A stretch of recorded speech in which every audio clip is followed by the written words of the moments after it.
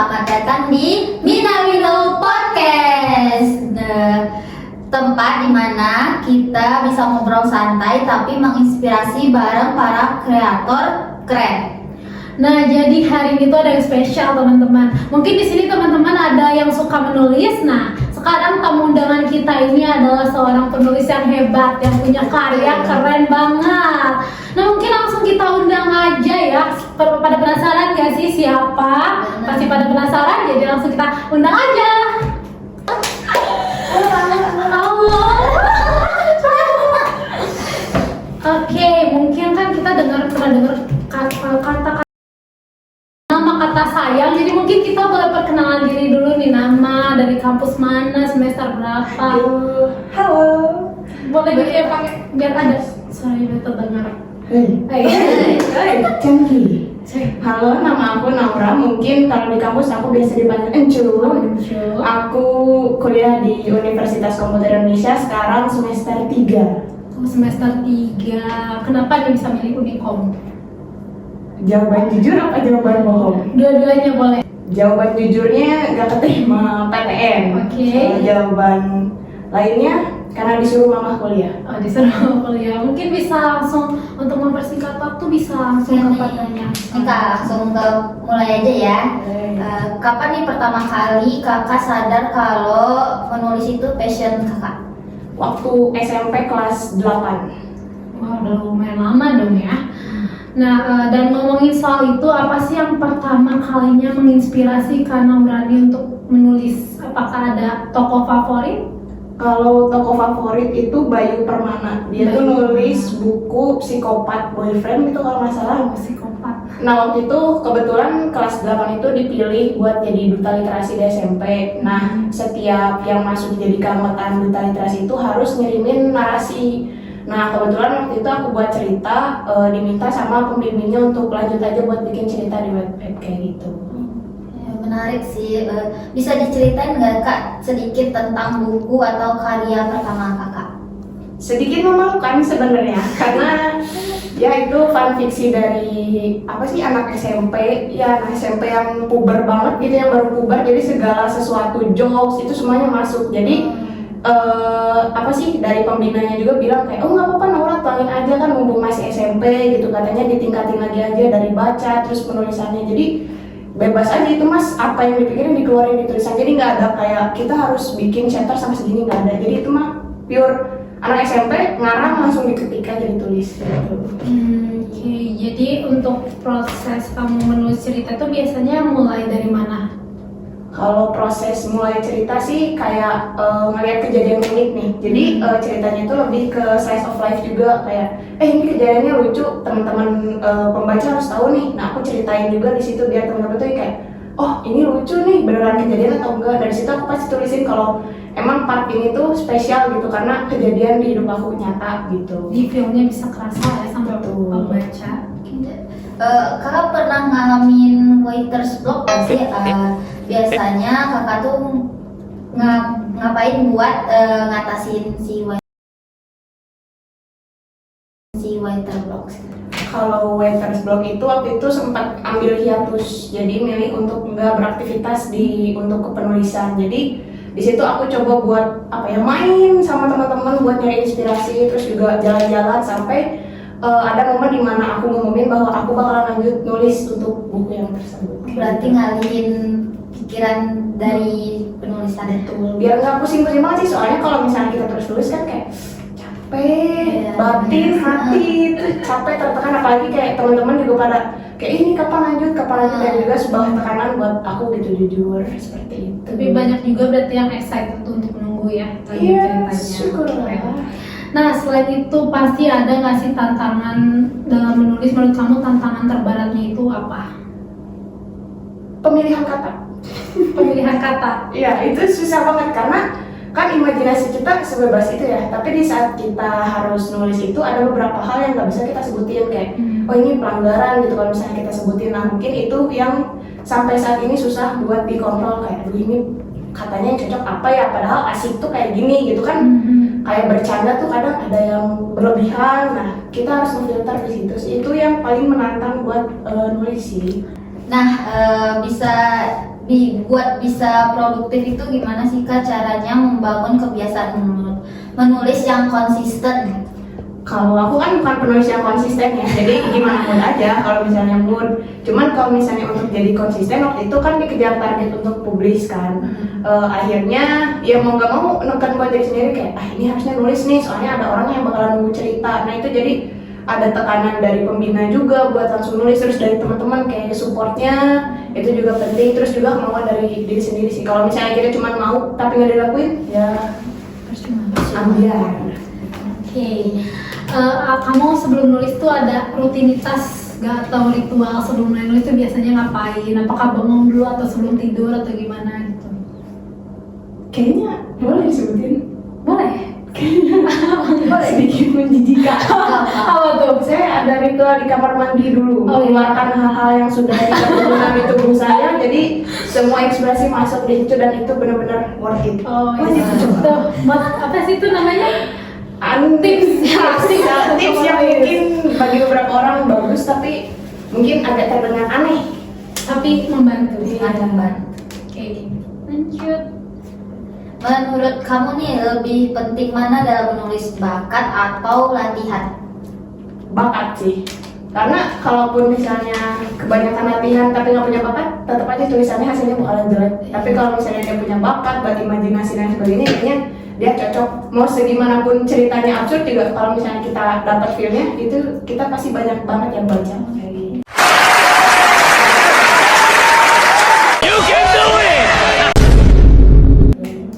Oke.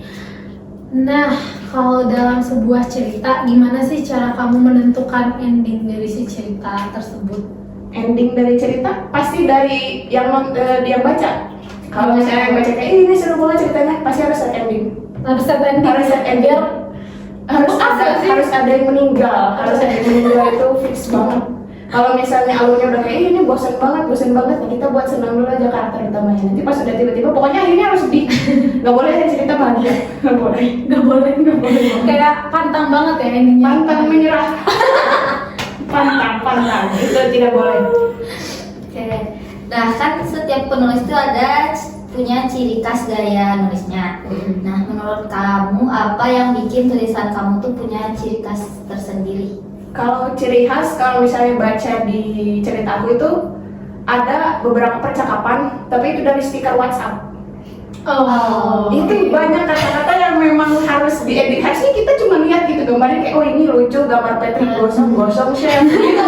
Ada kita ucapin gitu, jadi kayak ini kayak pernah dengar orang yang stiker. Aku cantumin juga di bawahnya, kadang kayak ini aku dapat kata-katanya dari stiker ini, meme-meme yang banyak di Pinterest itu aku download, aku simpan di situ. Keren banget ya nyari inspirasinya. Cuman aneh banget sih. Enggak. Itu menarik Ciri khas sendiri. ciri khas sendiri itu. Keren. Nah, sumber inspirasi utama kamu untuk membuat sebuah cerita itu biasanya dari mana? Dari teman-teman aku yang mungkin seperti anomali yang ya wow banget gitu. Karena di SMP aku nggak expect punya teman-teman yang ngobrol sama tembok, yang listrik, yang bendera, terus dia ya pokoknya aneh banget lah pokoknya. Dan sampai aku juga ikutan aneh gitu. Sampai makanya kayak pernah waktu itu ada kejadian yang kayak kaki aku nyangkut di pagar karena ya sok-sokan langsing, tapi ternyata nyangkut di pagar itu sampai manggil pemadam kebakaran. Wow, Keren. Dan itu aku masukin ke part ceritanya, cuma aku hapus karena aku malu. tapi kan harusnya pakai nama karakter yang lain dong. Nah masalahnya aku disitu kan bawahnya ada kayak ini maaf banget guys, ini cerita aku bingung mau nulis apa, jadi aku tulisin cerita aku dan itu rame dan aku unpublish, jadi kayak aku malu banget situ. Rame tapi Karena ada hashtag aku tuh kejepit pagar. tadi yang terjelas kan. Iya cuman kayak aduh enggak deh. Oke. Kamu lebih suka nulis fiksi atau non fiksi? Itu ada nggak alasannya? Kalau jelas fiksi sih, karena kan kita bebas berimajinasi. Pernah waktu itu disuruh cobain orang non fiksi, bu apa yang saya tulis gitu kan, saya imajinasi saya liar bu, nggak mungkin sesuai data, jadi kayak udah Naura kayaknya kamu cocoknya di fiksi. Karena waktu itu kita pernah disuruh bikin cerita fiksi dan non fiksi, tapi akhirnya emang karyaku nggak pernah masuk yang non fiksi sih karena katanya jelek. Terus ya udah makasih bu gitu. Berarti lebih ke fiksi ya. Nah, dari karakter yang kamu buat dalam sebuah cerita, ada gak sih yang mencerminkan diri kamu sendiri? Dan bisa disebutin siapa nama karakternya? Penasaran nih, mungkin nanti kita abis ini bisa baca nih. Kalau nggak salah itu jadi pemeran tambahan gitu aku, tapi aku lupa namanya siapa karena terlalu banyak karakter yang aku masukin karena seaneh itu teman-teman aku. Aku di situ masuk pokoknya jadi kayak NPC, tapi setiap aku lewat itu pasti selalu ada kejadian aneh. Oh, Jadi kayak orang-orang tuh ingat kayak ini kalau orang ini masuk harus ada kejadian lucu. Nah itu yang aku bikin di situ. Jadi nggak yang harus jadi karakter utama, enggak. Aku nggak suka.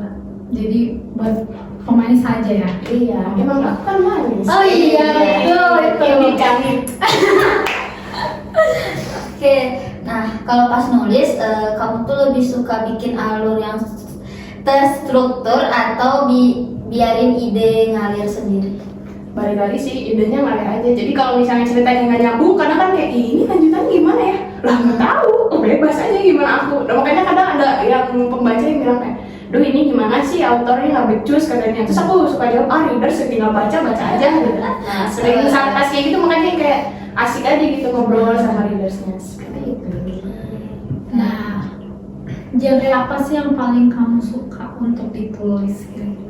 Genre kalau untuk ditulis sebenarnya horor, tapi karena inspirasinya mungkin yang muncul komedi, jadi ya Komedi ya? Tadinya komedi ya, bukan horornya tertutup Iya. oleh komedi. Iya, jadi kayak pengen bikin cerita misterius tapi nggak bisa gitu, kayak ini kurang komedi gitu, kayak aduh ini mah nggak bisa, kayaknya kita tarik dulu aja, kita harus agak menyeramkan. Mungkin nanti harus ubah kepribadian dulu jadi sedikit Introvert. Oke, seiring waktu nih Kak, pernah nggak mengalami perubahan besar dalam gaya menulis dari awal sampai sekarang? Mungkin waktu aku itu muncul di Twitter, itu muncul kayak benar-benar berbanding kebalik sama Wattpad gitu kan. Kalau Wattpad itu kita biasa cerita kayak sama kayak di Word gitu kan. Nah sedangkan kalau di AO itu ada part-part yang harus kita buat gambarnya, realisasinya. Mungkin itu yang bikin aku kayak, duh ini harus rubah gaya penulisannya. Cuman di saat coba aku itu benar-benar sehancur itu, karena aku nggak bisa ngebawain cerita itu dipotong-potong. Jadi kalau misalnya udah satu chapter, udah aja satu chapter. Sedangkan di AO itu kan mentok di 4 gitu, jadi kita harus lanjut. Nah itu yang bikin gaya penulisan aku berubah, tapi aku udah nggak lanjut sih kalau itu. Oke. Nah, gimana cara kamu menyeimbangkan antara imajinasi dengan realitas dalam menulis cerita? Gimana tuh biar seimbang? Biar seimbang, gimana ya? Aku juga nggak tahu. Kadang udah di realita itu cuman suka kayak ngebayang kayak ini kayaknya ceritanya gini suka bikin part sendiri, makanya emang agak aneh dulu. Makanya aku udah berhenti nulis karena kayaknya nggak bisa menyeimbangkan antara imajinasi sama realita. Malah kesatuin ya jadinya. Iya, makanya kayak mungkin ini bahaya juga gitu buat diri sendiri, takut gila kan. Sebenarnya kayak gila, cuman malas keliling aja gitu kan. Cuman ya Capek juga keliling-keliling. iya capek, jadi udah dia berimajinasi. Tadi. Oke.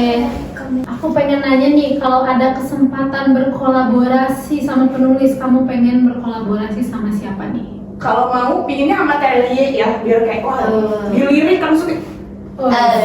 Cuman kan harus sadar diri, sadar posisi, sadar karya gitu kan. Ya mungkin itu harapan terbesar bisa sama Terelie. Cuman karena berbanding terbalik gaya tulisannya beliau dengan saya, jadi kayak nggak apa-apa, jadi aman-aman dulu aja. Semoga aku bisa jadi seperti itu. Amin. Semoga Masa depan kalian Kak. Amin.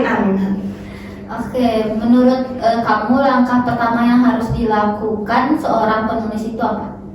Langkah pertama sebenarnya konsisten dia ingin jadi penulis. Karena niat awal dari konsisten ini tuh bisa jadi sebuah pemantik penyemangat juga buat dia sebagai penulis. Karena kan gimana pun juga kalau misalnya dia nggak konsisten pengen akhirnya jadi penulis, dia cuma kayak nulis karya terus dibiarin aja gitu. Itu satu kuncinya. Dan ngomongin soal konsisten ya, gimana sih cara membangun kebiasaan menulis yang konsisten menurut Kak Naurani? Kayaknya kalau untuk membangun konsistensi itu mulai dari proper dari tempat atau misalnya alat yang kita gunakan untuk menulis, terus juga dari kondisi kita penulis juga kan itu sangat mempengaruhi emosi dari cerita. Jadi itu beberapa hal yang mungkin penting gitu. seperti itu. Kan biasanya kalau tulisan udah jadi nih, promosi kan juga penting. Nah, apa strategi promosi yang biasa kamu lakukan untuk menarik si pembaca? Agak lain, tapi aku bikin SW, status WhatsApp. Sampai titik-titik gitu kan. Kau tahu? Kalau saya aku ngefans banget. Oh, makasih banget udah nge-save. Jadi aku promosinya sih di WhatsApp. Kayak waktu itu cuma sepenggal kalimat, terus aku SW-in dan lumayan kayak, ini cerita apa, terus aku spill. Terus kadang ada orang yang menyebalkan kayak, ini apa dong bikin budget, tapi dia orangnya menyebalkan, aku nggak kasih kayak, aku nggak tahu, tiba-tiba lewat FYP aja gitu. Aku bilang kayak gitu. Terus jadi waktu itu target cerita aku tuh cuma orang-orang yang oh ini orang boleh baca ceritaku, orang boleh ceritaku. Tapi akhirnya kayak aku mikirnya kayak, kalau aku terus gini ya nanti orang-orang nggak bisa gitu nikmatin cerita aku. Akhirnya aku bilang aja ini linknya, kalian bisa boleh baca gitu di status. Kalau misalnya ada komentar baru, aku selalu statusin kayak, lihat dong aku di komen sama ini. Nah aku kayak gitu, nah terus ada yang reply kayak gitu. Menarik. Nah, ngomongin soal perkembangan dunia literasi di zaman sekarang, di era sekarang, menurut kamu gimana sih kondisi literasi pada saat ini?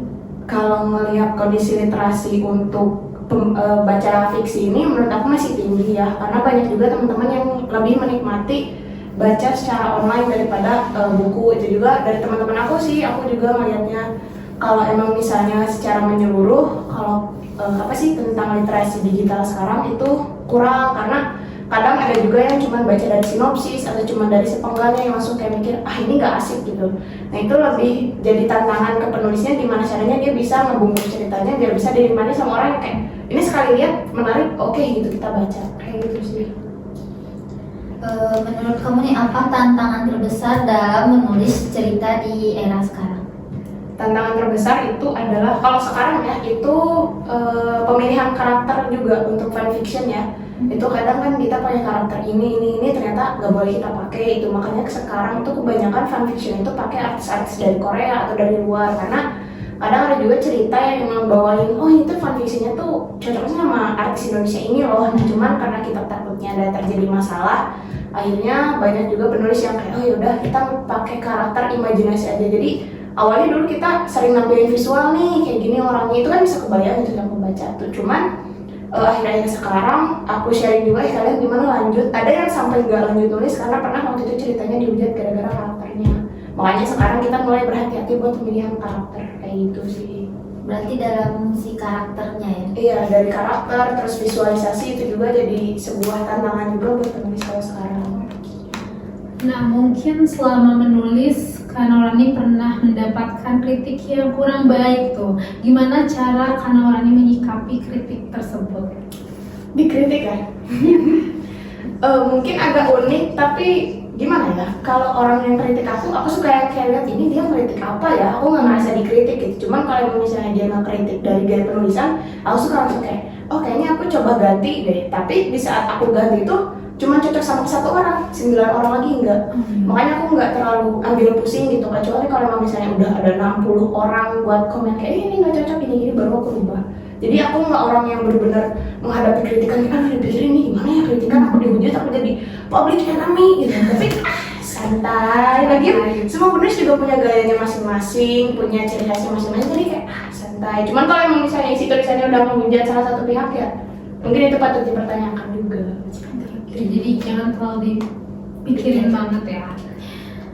Baik, dengan semakin berkembangnya platform digital kayak Wattpad, e-book, nah menurut kamu apakah ini bisa menggantikan buku cetak nggak? Kalau aku masih suka baca buku cetak sih, jadi kalau untuk menggantikan kayaknya belum bisa, karena ada filter sendiri kalau kita koleksi buku atau baca dari bukunya langsung. Soalnya ada beberapa hal yang plus minus kalau untuk buku. Kalau buku itu mungkin plusnya di aku nggak ada iklan, kedua juga nggak berisik sama notif, dan juga kita bisa baca itu kapan aja gitu.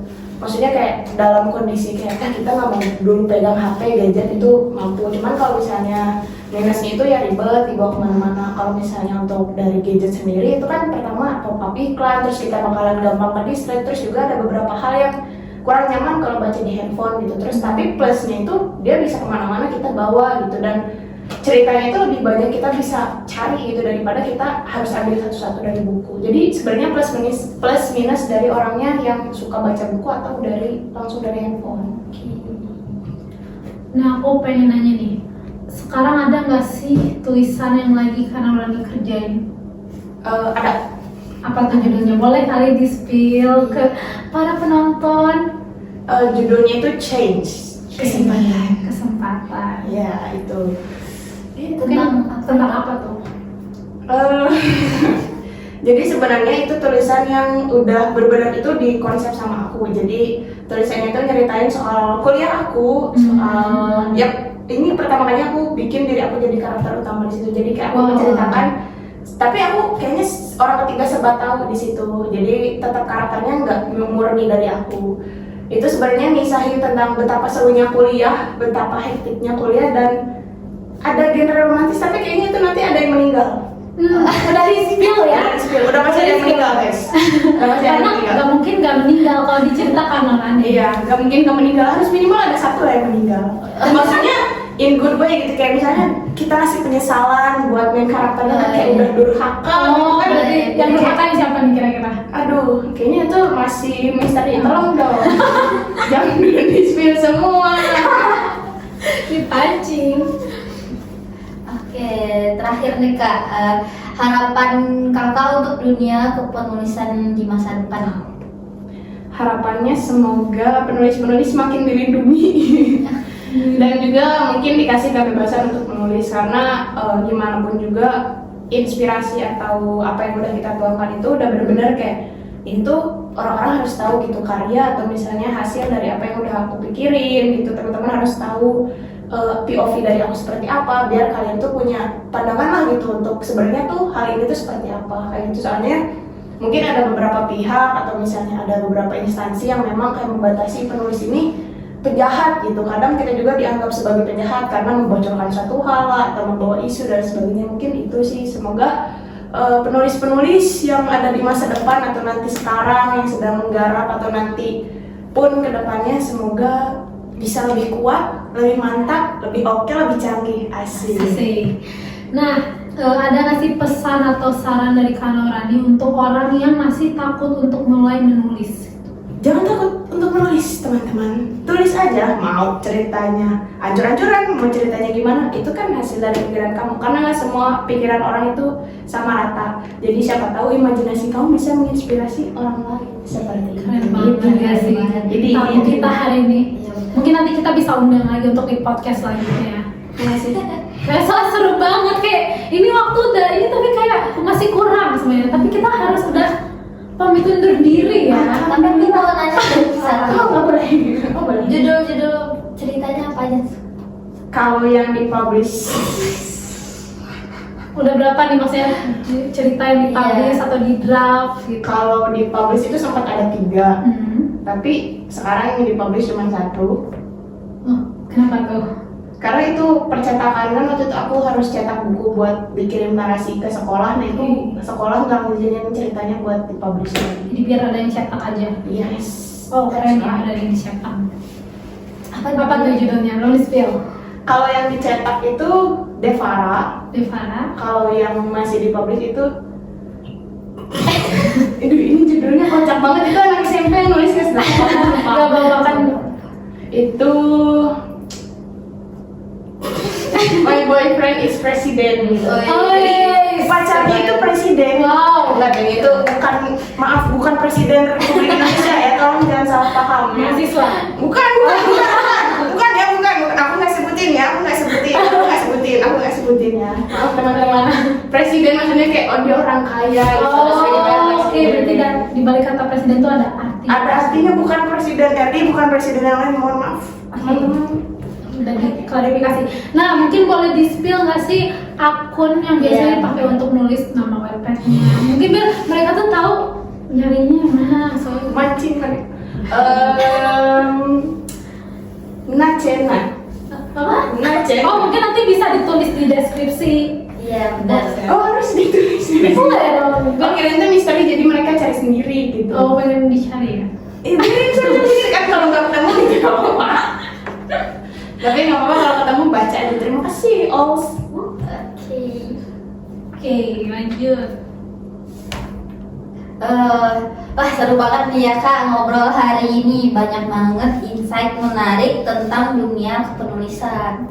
Dan semoga gitu ya dari hasil kita tadi yang udah sharing session ini tuh menjadi inspirasi untuk teman-teman yang ingin menjadi penulis. Amin, amin, amin. Terima kasih banyak buat Kak Naurani yang sudah berbagi cerita dan pengalamannya. Iya. Nah oke teman-teman, mungkin ini waktunya kita pamit undur diri. Dan jangan lupa untuk ikutin terus keseruan podcast kita. Jangan lupa untuk subscribe dan ikutin episode-episode yang akan datang. Sampai jumpa di episode selanjutnya. Kita dari podcast Mina Minul pamit undur diri. Dadah. You got me misunderstood, but at least I look at this is good. Be friends. All I got to do is say yes and pretend. Nothing tonight. First things, but I'll tell you right. You got feelings on everything I'm not. Something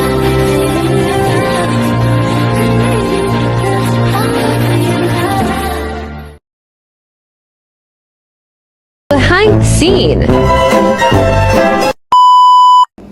Halo, jadi ini ada Dita. Nabila. Dia lagi back.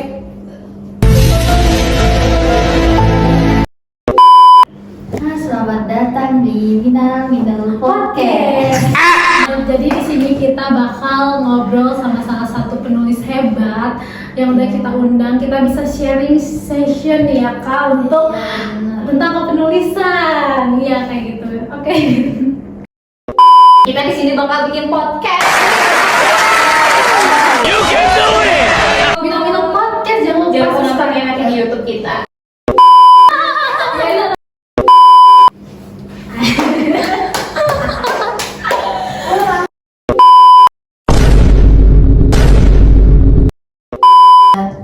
Ya. Benar. Cepat. Udah aja. Lagi makasih banyak. Siapa bernama Ya. Naurani? Ini kenalin kakak KSR. Apa diambil darah? Petantang petenteng pada beliau yang bikin kakakku teh manis ya.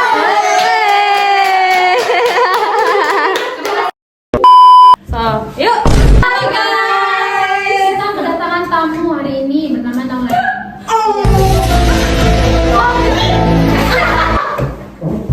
Akhirnya agak kocak dan absurd ya. Jadi Makanya- seperti ini gitu loh. Ya mau gimana lagi? Ya Gitu. Sangat ekstrovert. Fun fact dari Kak Naurani itu dia energinya nggak pernah habis 24 jam. Selalu 100% guys. 100%. Guys, jangan lupa follow Instagram Mima Ika. Promosi ya guys. Selanjutnya Jangan lupa follow KSR juga. Guys.